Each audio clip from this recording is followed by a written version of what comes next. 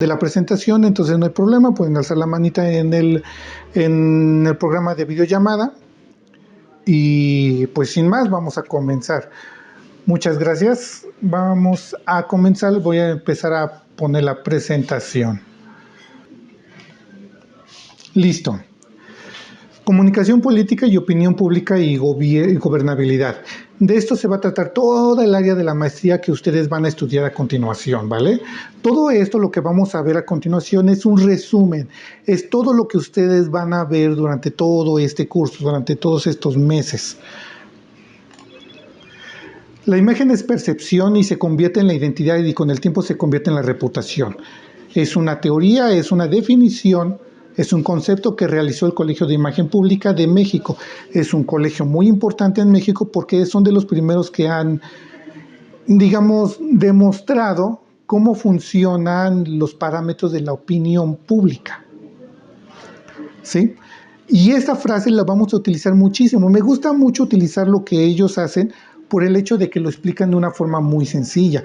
Esta frase, este concepto, es lo que es la base de todos los estudios, de muchos libros que ustedes van a estar estudiando durante este curso. La imagen es percepción, que se convierte en la identidad y con el tiempo en la reputación.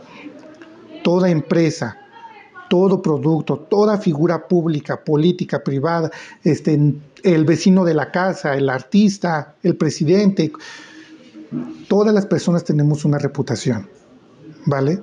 Y como marketing, como expertos en el área de marketing político, nosotros nos encargamos de realizar reputaciones, crearlas de la nada, modificarlas, subsanarlas o simplemente transformarlas si en dado caso están dañadas.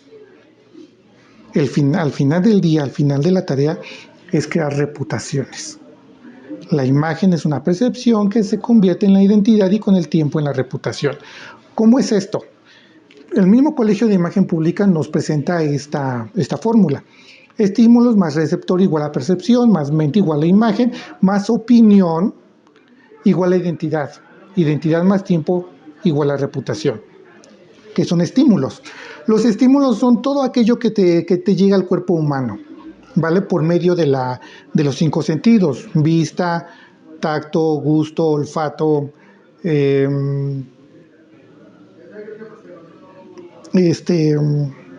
gusto, ¿vale? Son estos 5 sentidos. Por medio de esos canales de comunicación nos llegan estímulos, ya sea una brisa, un sonido, una imagen, un gusto. Pero en ese momento específico todavía no les generamos una identidad. El receptor somos nosotros. Te lo voy a poner muy fácil. Por ejemplo, tú vas a prender un televisor. El estímulo que necesita el televisor para encender, para que funcione toda su maquinaria, es que una persona le aplaste el botón para que encienda. Ese aplastar el botón, ese es el estímulo que necesita el receptor para generar una sinergia, un ejercicio que se convierte en percepción. Para el ser humano es una percepción. En este momento nosotros no sabemos todavía qué es lo que estamos percibiendo, qué es lo que nosotros estamos sintiendo, lo que estamos tocando. Pero sí sabemos que está pasando algo. Dentro de nuestra mente empieza a generar un ejercicio tanto físico como psicológico que nos genera una imagen. Esa imagen puede ser de frío, calor, salado, dulce, luz luminosa, oscuridad, ¿sí? Esa nos da una imagen y la opinión nos crea una identidad, que es la opinión en específico. La opinión lo podemos basar en 2 grandes rasgos. La primera es que existe una opinión que se genera por medio de la experiencia. Un ejemplo, si tú pones tu mano arriba de una vela, la primera vez vas a decir, ay, me dolió. Pero la segunda vez vas a sentir, ay, me dolió otra vez. Y la tercera, cuarta, quinta vez vas a sentir ese mismo dolor. Por lo tanto, eso genera una experiencia de que si tú pones tu mano arriba de la vela, vas a sentir dolor, ¿sí? Por lo tanto, si por ejemplo tú sientes calor dentro de un sauna, por ejemplo. Si sientes calor, eso quiere decir que tu percepción, tu experiencia te dice que estás sintiendo un calor que si lo subes de nivel vas a sentir dolor. ¿Sí? ¿Te gusta o no te gusta? Dulce, salado. ¿Cómo sabemos que es algo dulce? La palabra dulce es algo que nosotros creamos por medio de una enseñanza de las personas que nos rodean. Las personas nos enseñan, mira, el azúcar es dulce, el sabor es dulce, la sal obviamente es salada, el limón es un cítrico, sabe a cítrico. Le ponemos nombres, le ponemos una opinión y por lo tanto una identidad. Pero eso se genera con la experiencia. La segunda parte de este juego, de este proceso, es la opinión que nosotros le damos como individuos personales y únicos. Me gusta lo dulce, me gusta lo salado, me gusta lo cítrico, me gusta el calor, me gusta el frío.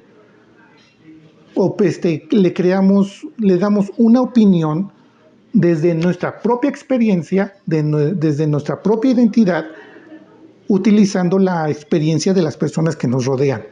Por lo tanto, lo convertimos en una identidad. Esa identidad es lo que nosotros llamamos, o las personas que, por ejemplo, cuando estamos en una entrevista de trabajo, que dicen, la primera opinión es lo que cuenta.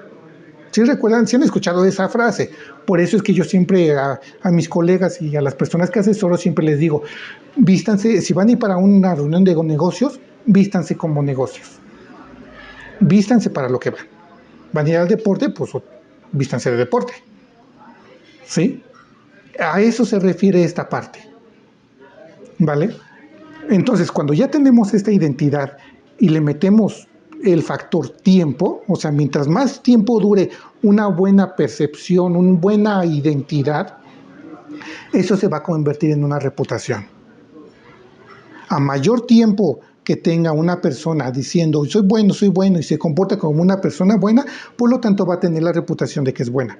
Si se porta bueno, malo, tendrá una reputación variable. Si se porta malo, entonces va a tener una reputación negativa. ¿Sí? Entendido esto, cómo funciona la creación de la reputación, vamos a pasar a lo siguiente. Una imagen pública será la percepción compartida que provoca una respuesta colectiva unificada. Cuando la reputación, la fórmula que les mostré anteriormente, es solamente un solo individuo. Un solo individuo crea la reputación que él tiene y que le crea la reputación que tienen los demás. ¿Sí? Se los voy a explicar mejor. La reputación que nosotros tenemos no nos pertenece, ¿vale? No es nuestra. La reputación está en la mente de las personas que nos están viendo, nuestro público. Pero sí es nuestra responsabilidad crear, manipular, modificar y planear todos los estímulos que le llegan al público para crear la reputación que nosotros queremos tener. ¿Vale? Una persona ve o tiene la reputación. Pero ¿qué pasa si muchas personas lo ven de la misma forma? Entonces, si este individuo dice, oye, pues yo voy a hacer, yo soy un economista y tiene la reputación de economía, y él da un consejo de ahorren dinero para 3 meses, entonces todas las personas le van a hacer caso y se van a ir hacia allá, se van a mover hacia ese punto. Por eso es que una imagen pública será la percepción compartida que provoca una respuesta colectiva unificada. Ahora ya me estoy entendiendo mejor.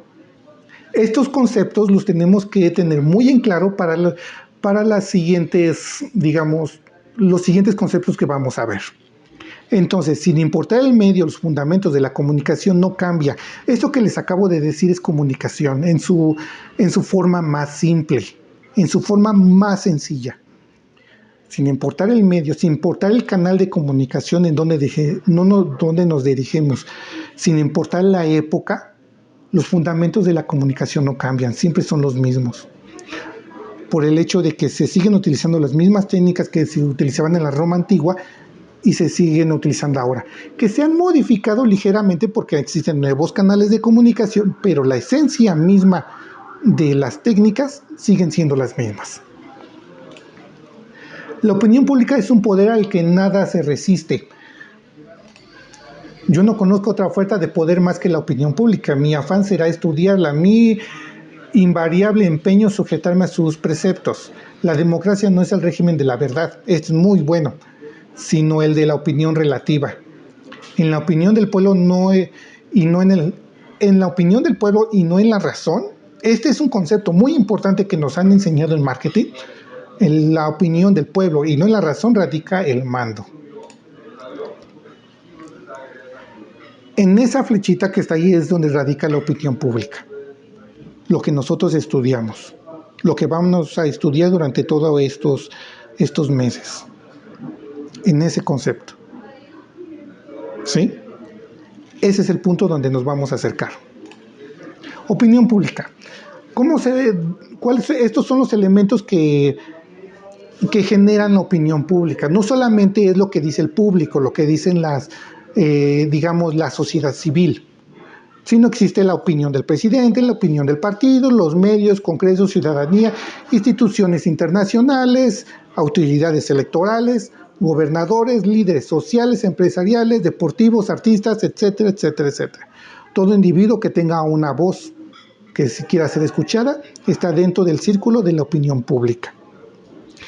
Nosotros como estudiosos de la opinión pública tenemos que estar estudiando todo y cada uno de ellos. Tanto la autoridad, por ejemplo, la autoridad electoral, todos los reglamentos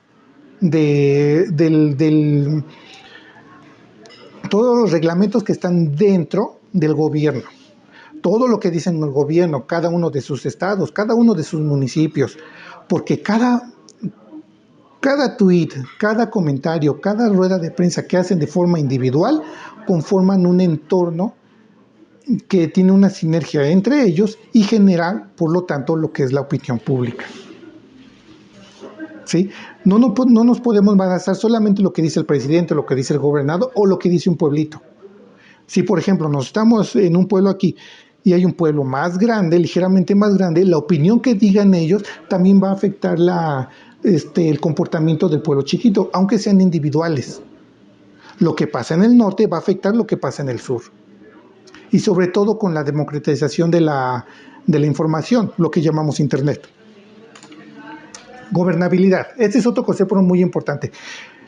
Tiene unos puntos. El primero, el que está aquí puesto, para mí es el más importante. Dice, la primera, surgida de los informes de Banco Mundial, la definición como estilo de gobierno caracterizado por un mayor grado de cooperación e interacción entre el Estado y actores no estatales en el interior de redes de decisión mixta públicas y privadas, lo que les acabo de decir.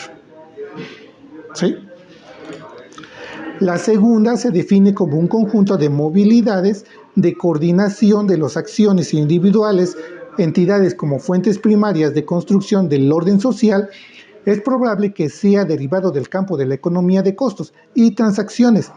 Por extensión, gobernabilidad es definida como cualquier forma de coordinación social.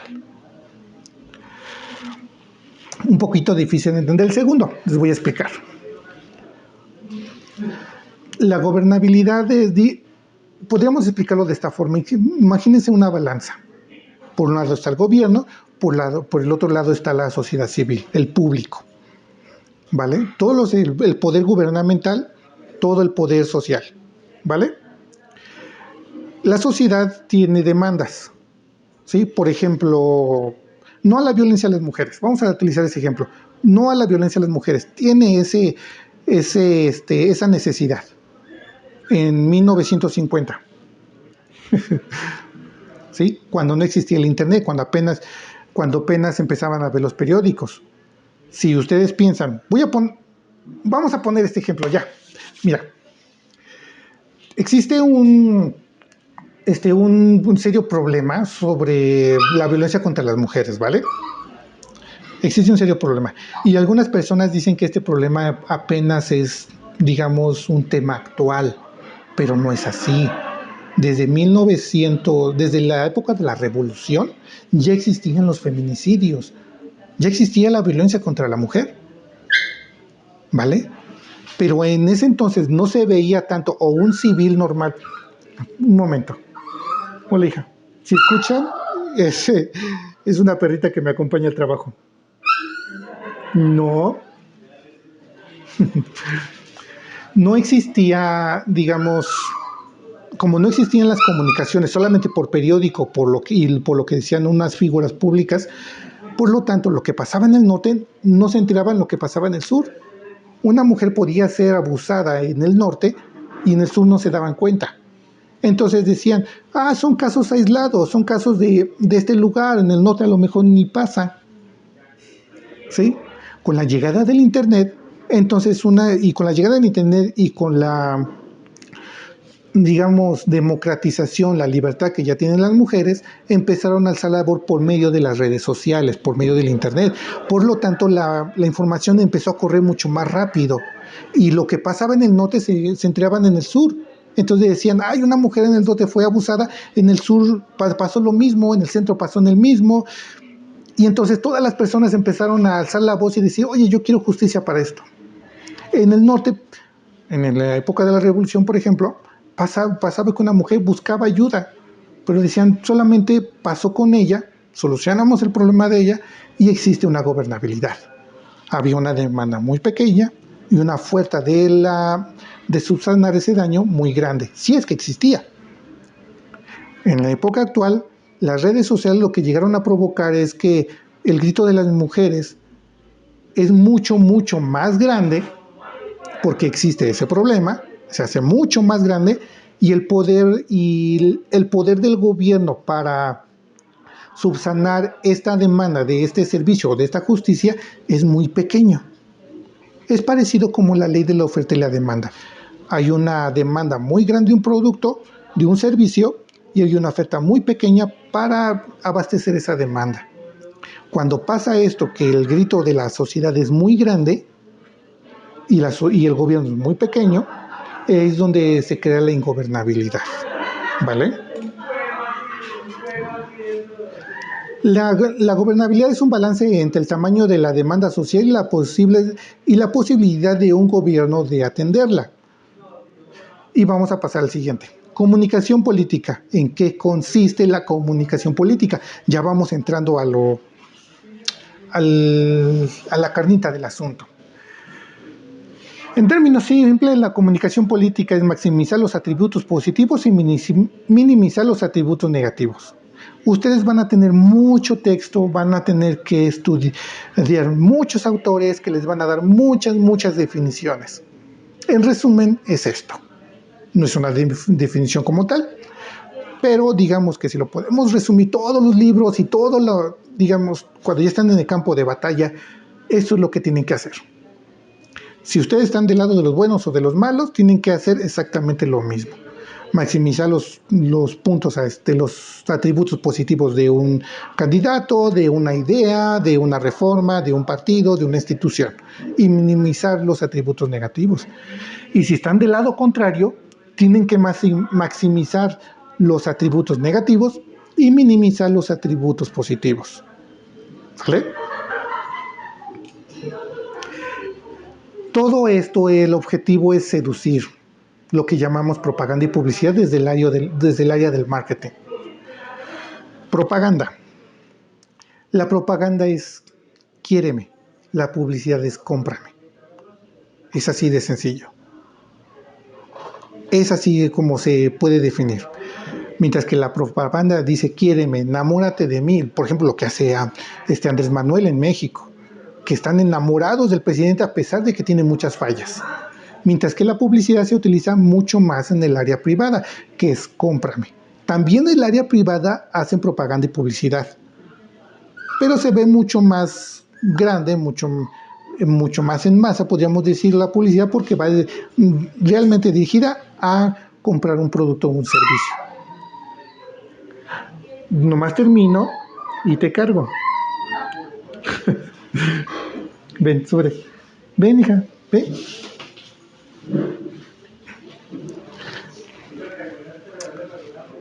Miren, aquí está la perrita. Bueno, entonces estábamos que... No. Entonces estábamos que propaganda es quiéreme y la publicidad es cómprame. Eso es lo que nosotros hacemos, es crear eso. Y hay muchas técnicas que vamos a ir aprendiendo durante este curso, lo que ustedes van a aprender durante este curso. Tienen unos profesores muy buenos, por cierto. Aunque el ser humano busca destacar su individualidad frente a sus semejantes, no deja de ser un animal tribal. Somos de tribus, ¿vale? Y aquí es de donde entra un aspecto del marketing, de la propaganda y la publicidad, que se le llama segmentación de mercados. Aunque somos unas personas individuales que buscamos nuestra propia individualidad, también somos personas que nos gusta estar en grupos. Por eso es que grupos o etnias sociales, tribus sociales, que los que son abogados se juntan con abogadas, contadores con actores. Por eso existen cholos, reggaetoneros, rockeros, emos, campesinos, licenciados, etcétera. Todos se juntan con sus iguales. Y dentro de ese grupo buscamos una propia individualidad. Es por eso que en este concepto, en esta idea, entra lo que se llama la segmentación de mercados. Es muy importante estudiar cada individuo, cada segmentación de mercado de forma diferente. Porque antes estábamos acostumbrados, los que estudiamos mercadotecnia en los 90, por ejemplo, en segmentar mercados por edad, por sexo, por estatus social y por trabajo, por educación. Ahorita ya con la democratización de la información ya existe la psicología, psicogeografía, hay 9 parámetros diferentes que ustedes van a tener que estudiar para poder generar lo que se llama un perfil del consumidor, perfil del público. Cada público es diferente con sus necesidades totalmente diferentes. Tienen que mandar un mensaje único, que lo escuchen todos y que ellos piensen, esta persona me está hablando a mí, aunque sean de tribus diferentes. En política no se trata de convencer, se trata de pertenecer. Este es otro punto muy claro. Ustedes van a tener clientes que van a decir, es que yo tengo la razón y yo soy el más inteligente porque tengo muchos estudios y muchos doctorados. Al final del día, las personas no van a votar por él, porque los trata de convencer de que 2 más 2 es 4. No se trata de convencer a las personas, no intenten convencerlos, mejor pertenezcan a ellos. ¿Recuerdan lo que les dije anteriormente, que las personas son de tribus? Perros con perros, gatos con gatos, jirafas con jirafas. Si tú quieres pertenecer al grupo de la mayoría, y ellos son perros, pues vístete como perro. Si son jirafas, vístete como jirafa. Habla como jirafa. Un ejemplo claro es, por ejemplo, lo que hace Andrés Manuel, que él es muy bueno. Síganlo. Yo sé que muchas personas no están de acuerdo con lo que está haciendo, pero él es un ejemplo muy claro de que sabe cómo hablarle a su público objetivo. Él es uno que pertenece al grupo. No es una persona que viene a cambiarlo. No quiere cambiar a la sociedad, quiere pertenecer al grupo, quiere pertenecer a la sociedad para después manipularla. Con su forma de hablar muy sencilla, muy fácil de entender, que eso es lo que su público objetivo es lo que él necesita. Si se enfrentara, una vez se lo dijo, yo no hablo con licenciados, con doctorados, porque ellos ya están en otro nivel, yo le hablo a los que no fueron a la escuela, porque él es como ellos. Toda comunicación comercial, electoral o de gobierno busca crear una reputación. ¿Sí vamos entendiendo esta parte? Todo lo que hemos hablado durante este tiempo es exactamente esto. Se resume en estas palabras. Por lo tanto, vamos a repetir, una imagen pública será la percepción compartida que provoca una respuesta colectiva unificada. Andrés Manuel creó una reputación que la comparten muchas personas. Por lo tanto, si él dice brinca, las demás personas van a brincar. Y nosotros creamos eso. Imagen pública. ¿Cómo se crea una imagen pública o cuáles son las bases de la imagen pública como tal? Hay dos grandes factores, la imagen personal y la imagen institucional. Estos dos conceptos no son inseparables porque siempre pertenecemos a una institución, ya sea una institución empresarial, de gobierno, un partido político, de una tribu social, que es una institución social, o de una familia, que también es una institución social. Y cada una de ellas, que es imagen física, profesional, verbal, visual, audiovisual y ambiental, se manejan de forma diferente porque cada uno de ellos tiene una planeación diferente que jugando juntas crean una imagen personal, una imagen institucional y por lo tanto crean una imagen pública. Por ejemplo, la imagen física, cómo se viste, cómo se mueve, imagen verbal, imagen no verbal, imagen profesional, si sabe utilizar una computadora, si cuántos grados educativos tiene, cómo habla en público. La visual dentro de una institución, lo que es la arquitectura, en una campaña política, en dónde van a hacer el mitin político, por ejemplo. Audiovisual, pues ya lo sabemos, el nombre solito lo dice. La imagen ambiental va creada también en el área de la arquitectura.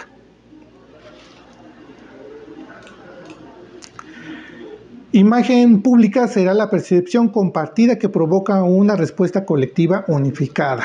Por lo tanto, todo esto es crear una respuesta colectiva unificada. Creo que esta parte ya la vamos entendiendo, ¿verdad? Así que no hay preguntas. ¿Sí? ¿Vamos a entrar a preguntas? Vale, entremos a preguntas, pues. Ok, las siguientes preguntas creo que las podemos dejar al final para que tampoco no nos no comamos tiempo y no perdamos el hilo de la idea, ¿vale?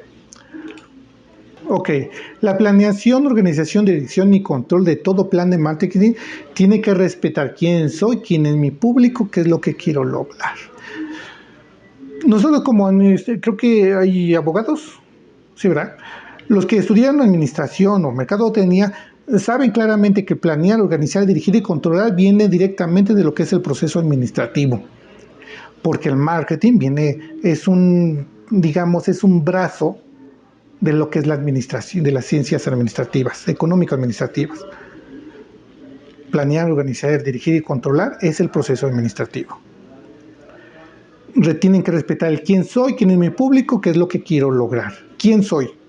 Mi identidad, mi alma como persona, como institución, mi visión, meta, misión, visión, meta, objetivos, filosofía. Eso es el alma de una institución. Si no tienen esa parte, digamos que no tienen cimientos. Nuestro alma, nuestras leyes morales, eso es lo que nosotros somos. Yo siempre he dicho, nunca, nunca, nunca, nunca, jamás intenten cambiar a un candidato, a una figura pública. Nunca jamás intenten cambiar la personalidad de un candidato o de una institución porque, es que deben de utilizar saco y corbata, cuando una persona nunca lo ha hecho, porque se llama mentir. Y las personas, cuando el candidato a lo mejor lo utilice, pero como si no está acostumbrado y no va con su esencia, no va a ser creíble lo que va a decir. Es por eso que no deben de intentar cambiar eso. El quién soy es muy importante, respeten la esencia. ¿Quién es mi público? Pues obviamente a los que quiero convencer y a los que no quiero convencer. En esa parte es un estudio de mercado, saber quiénes son, lo que les hablé hace anteriormente, crear un perfil del consumidor.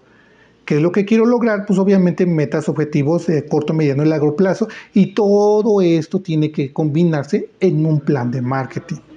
El plan de marketing está relacionado con el plan administrativo, que es planear, organizar, dirigir y controlar, pero el plan de marketing respeta lo que es la mezcla del marketing: precio, plaza, producto, promoción. ¿Vale? Entender la diferencia entre la información y comunicación te da una ventaja competitiva que pocos entienden y que pocos obtienen. Un verdadero líder siempre comunica. Es básicamente lo mismo como les dije hace rato. Una persona no debe de intentar cambiar a la persona, sino pertenecer al grupo que pertenece a esa persona. Un ejemplo claro, la información produce conocimiento. Voy a ir a Bogotá, un ejemplo. La comunicación produce sentimientos. Voy a ir a ver a mi mamá. ¿Sí entienden cuál es la diferencia? Por un lado te dice 2 más 2 es 4. Por otro lado te dice, quiero hacer una cuenta. Me siento bien creando un 4. Un sentimiento es una causa. Y un político sin causa simplemente no sirve. Es lo que vimos hace rato. La información, la comunicación crea sentimientos. Pero ¿cuál sentimiento vamos a elegir? ¿Cuál causa vamos a elegir? Muchas personas dicen que hay que hacer propuestas y propuestas de muchas cosas, pero no la engloban en una sola, que es una causa. Antes, hace mucho tiempo, en el 95, en el 91, Barack Obama dio una conferencia de prensa antes de que fuera candidato, mucho tiempo antes, que él dijo que la política ya había cambiado, que hoy en día ya no es una cuestión de ideologías, de ideologías, sino de causas. Hay una gran diferencia. Una ideología es que nosotros vamos a ser, no vamos a ser corruptos. Esa es una ideología. Una causa es, vamos a combatir a las personas que crean corrupción. Lo que hizo Andrés Manuel, por ejemplo. Andrés Manuel representa una causa. Las causas pueden ser mujeres, trata de personas, ecología, cáncer, niños de la calle, otros, etcétera, etcétera, etcétera. ¿Cómo elegimos qué causa elegir? Pues obviamente con el estudio de mercado. Investigación. Encuestas y estudios cuantitativos y cualitativos. ¿Sí saben cuál es la diferencia entre un cuantitativo? Les voy a explicar.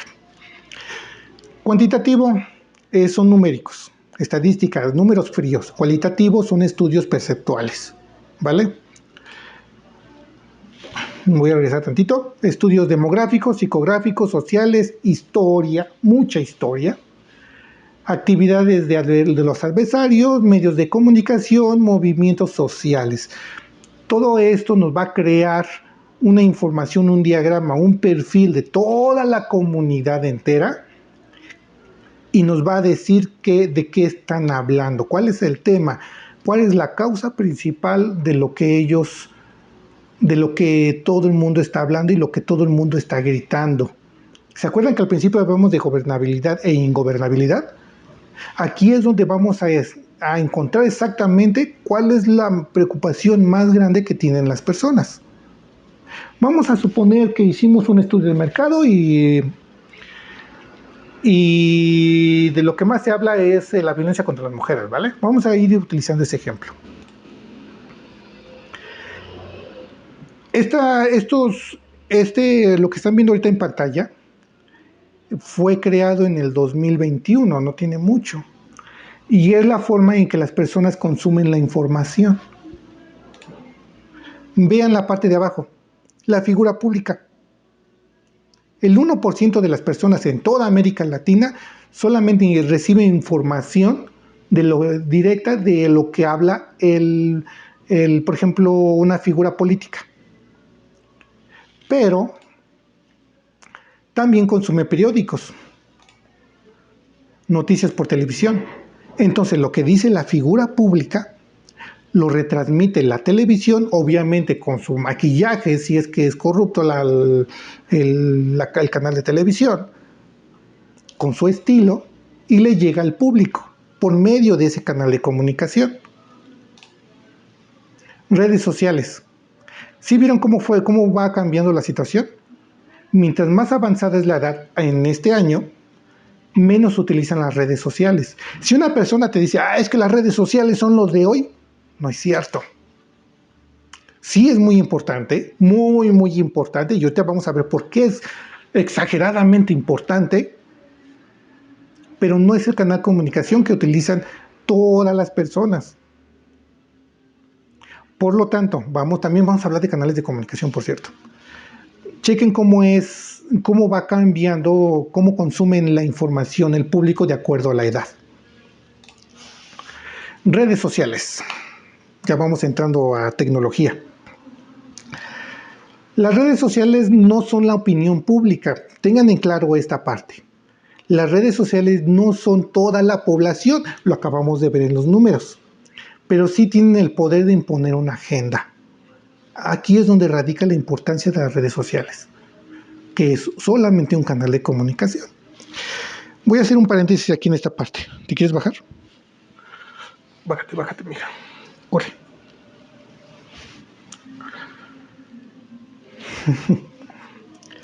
Los canales de comunicación son radio, prensa, televisión, el voz a voz, redes sociales, etc. Cada canal de comunicación tiene sus propias reglas, su propio universo, su propia forma de hablar. ¿Sí? No puedes hablar de la misma forma en un folleto que en televisión, por obvias razones. No puedes hablar de la misma forma en televisión que en radio, son formatos diferentes. Y lo mismo pasa en redes sociales. Existe el canal de comunicación Facebook, Twitter, Instagram, TikTok, bla, bla, bla, bla, bla. Correo electrónico. Cada canal de comunicación tiene su propio idioma y su forma de consumir esa información de forma diferente. Una persona puede estar en todos lados, consumir todos los canales de comunicación, pero cada canal de comunicación para un objetivo diferente, con un estilo diferente. Por eso es que son muy complejo el trabajo de un community manager, por ejemplo, de una estratega de marketing digital, porque tiene que hablar diferentes idiomas. ¿Otra vez? Otra vez.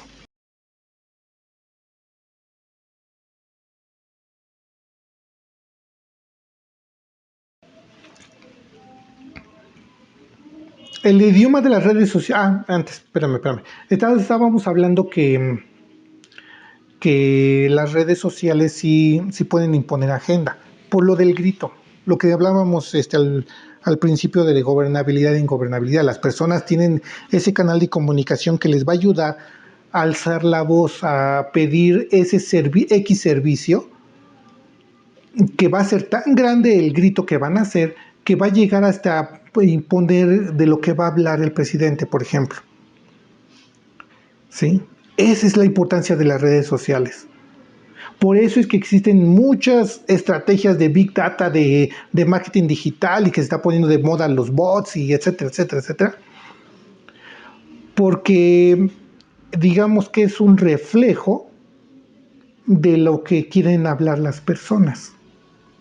Y si por ejemplo, una compañía, vamos a entrar un poquito en la área de conspiración, si una compañía privada quiere que el país, porque le conviene que hablen en lugar que hablen de feminicidio, que hablen sobre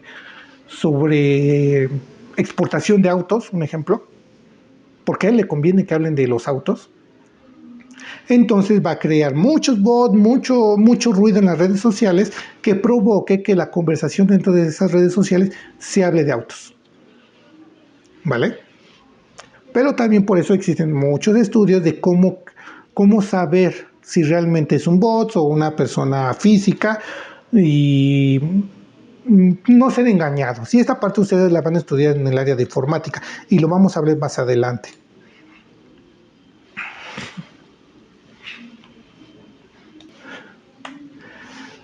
El idioma de las redes sociales no es un hashtag o un video viral, sino se llama Big Data. Un hashtag es la parte final, es lo que se ve, lo que nosotros vemos cuando estamos frente a una computadora como público. Pero ¿cómo es que una persona sabe que realmente ese hashtag va a servir o ese video va a servir? Porque no nada más es llegar y bailar como estúpido ahí enfrente de una cámara. ¿Cómo sabemos que eso va a funcionar? Es por medio de estudio, lo que hablamos anteriormente, y las redes sociales, el internet como tal. El idioma es el Big Data, la información. Yo lo catalogué por partecitas, en 7 conceptos diferentes, para que sea más fácil de entender. El primero es comprender. ¿Para qué nos sirve el Big Data? Para comprender escenarios y contextos.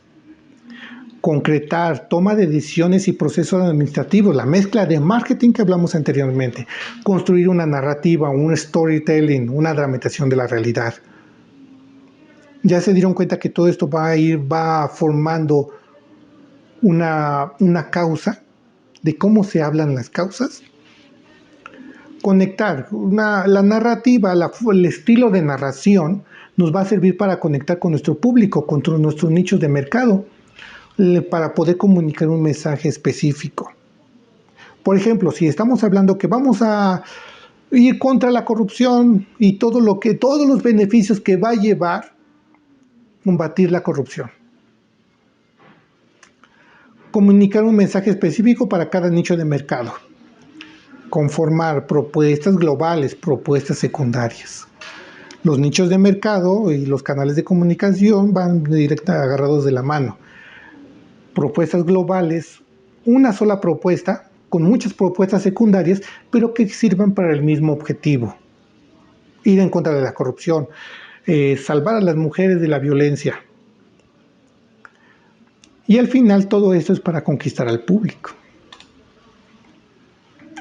Estos son los 3 grandes ejercicios que utiliza lo que es el Big Data, lo que es digamos, el área del marketing digital dentro de una campaña, dentro del área política. Los hackers y el hacker, inteligencia y contrainteligencia. Y esto, aunque van a decir que estoy hablando de complot y todo ese rollo, es importante que tengan una persona que sepa sobre hackeo dentro de su equipo para que protejan su propia información. Porque, por ejemplo, en las campañas de Trump, hackearon información de él que lo amenazaron, si no daba mucho dinero, de sacarlo a la luz pública. Y al mismo tiempo, tienes que hacer eso mismo con tu adversario. Intentar hackear, se oye feo, se oye como hacer trampa, pero pues es la verdad. Pero tienes que tener inteligencia y contrainteligencia para defenderte y para buscarle las partes débiles a tu enemigo, a tu opositor. El Big Data Analytics, inteligencia matemática, probabilidad, estadística, es muchas matemáticas, porque lo que nosotros vemos de puros numeritos ceros y unos, información matemática, es, digamos, el dialecto del Big Data, de estos estudios. Ahorita lo vamos a ver más adelante. Y la psicología operacional, que es arquitectura de las psicologías de las masas y arquitectura de bots. El hacking, pues ya dijimos qué es. Analizar la seguridad de los sistemas informáticos, comunicación digital y análogos de la figura pública. Analizar la seguridad de los sistemas informáticos, comunicación digital, análogos de la figura pública con intereses y o adversarios. El Big Data. Siempre comenzamos con metadatos, representación abstracta del comportamiento del público. Y para llegar a un producto de valor, una visualización, un discurso ya enfrente al público, una fotografía, un video, un hashtag, tenemos que pasar por todo ese camino que estamos viendo ahorita mismo. Estadísticas, ciencias de la comunicación, probabilidad, inteligencia matemáticas, estructura y probabilidades, algoritmos de limpieza y organización de toda esta información, interpretación. Todo, si tú vas a trabajar para un pueblo o para un estado chiquito, a lo mejor te sirve nada más tener Excel. Pero si ya estamos hablando de un país entero, estamos hablando de inteligencia artificial.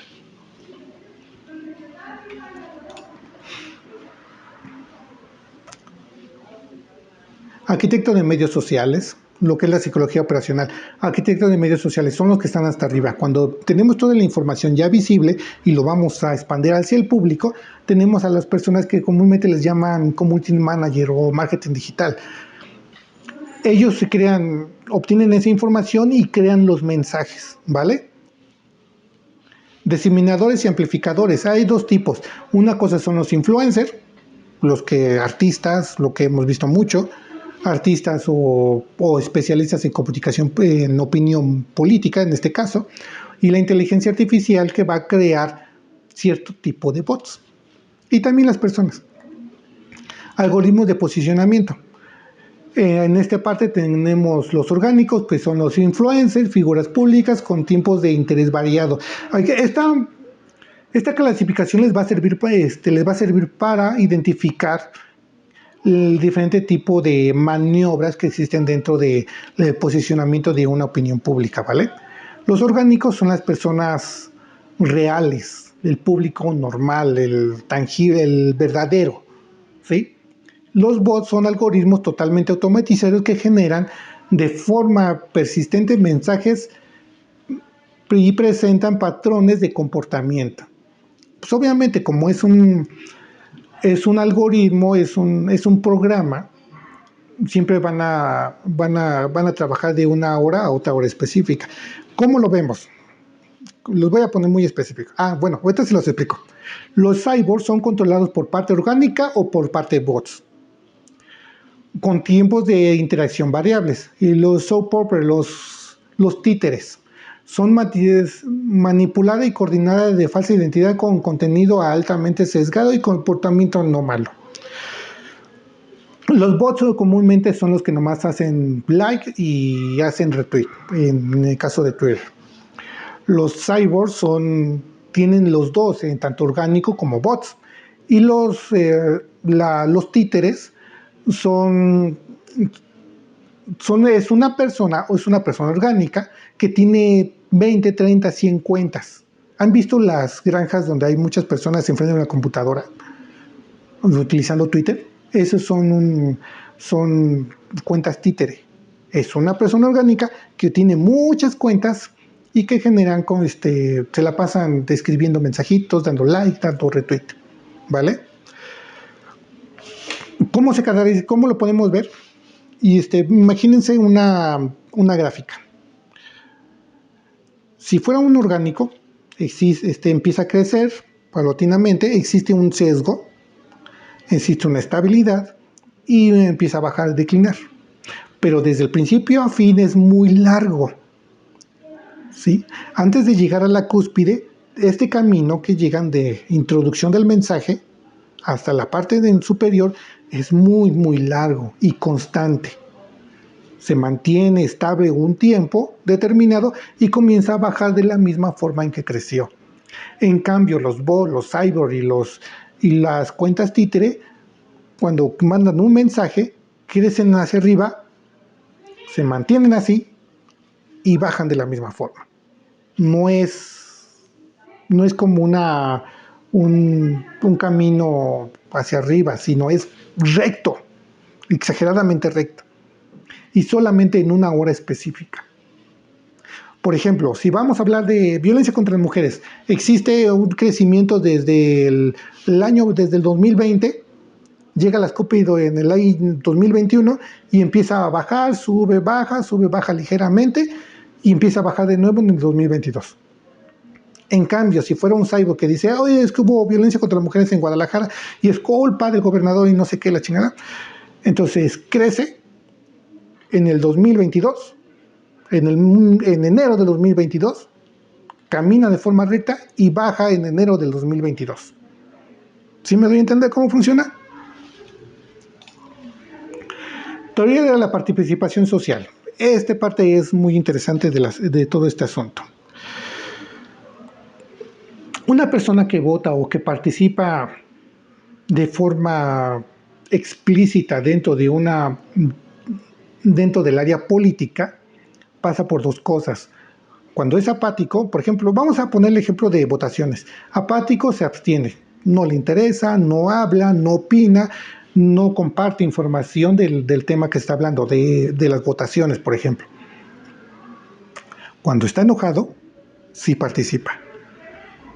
Es que violentaron a una mujer. Yo estoy enojado porque violentaron a esa mujer y por lo tanto yo voy a votar porque este candidato va a apoyar a las mujeres. Yo estoy en contra de la corrupción porque son tantas décadas de corrupción y este hombre nos va a salvar de la corrupción. Yo voy a votar porque estoy enojado y voy a votar en contra de los candidatos corruptos. Entonces voy a votar por él. Esto es una cuestión de sentimientos y ahí es donde existe la polarización. buenos contra malos. ¿Sí? Aquí voy a hacer un pequeño paréntesis. Voy a hablar un poquito de la polarización en sí. La polarización es muy peligrosa y es muy delicada. Bien ejecutada, te da resultados muy, muy grandes. Y de hecho, en el área de lo que es marketing político, existen ejercicios que te dicen, muestra al enemigo. Buenos contra malos, corruptos contra honestos, liberales contra conservadores. Y eso es polarización. Pero existen diferentes niveles de polarización. Y solamente si ustedes van a hacer una campaña política que va a estar basada en la polarización, tienen que tener un estudio, tienen que estar muy, muy preparados para poder crear este tipo de estrategias, porque son muy peligrosas.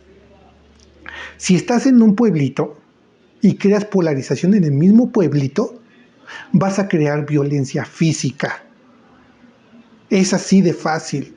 Hay muchos casos documentados de violencia física porque no estás apoyando o porque estás en contra de un candidato. Y esta violencia nace de la polarización.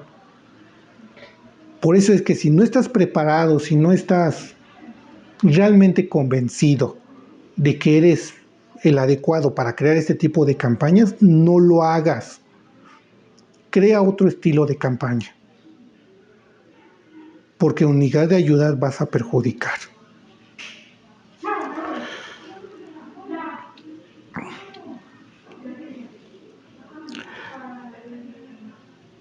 Supuestamente los candidatos tienen que tener propuestas, algunas personas votan por las propuestas, por los partidos, por una persona.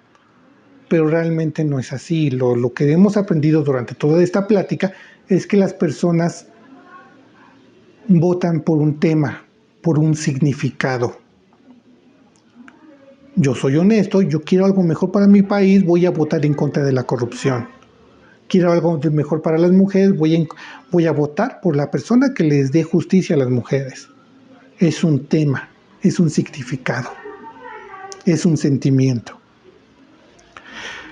El reto para nosotros, crear interés por participar más allá de su sentir. Esta diapositiva que tienen enfrente habla sobre sentimientos. Pero tenemos que crear, nosotros como creadores de tendencias, tenemos que crear la forma en que las personas participen de forma racional, que sean lo más racionales posible, que no se va a lograr al 100% porque las personas son 100% sentimentales, 85% sentimentales, pero hay que crear que las personas que son apáticas, que no les interesa, se metan a votar, que se metan a participar dentro de un tema político, porque eso le va a beneficiar a todos.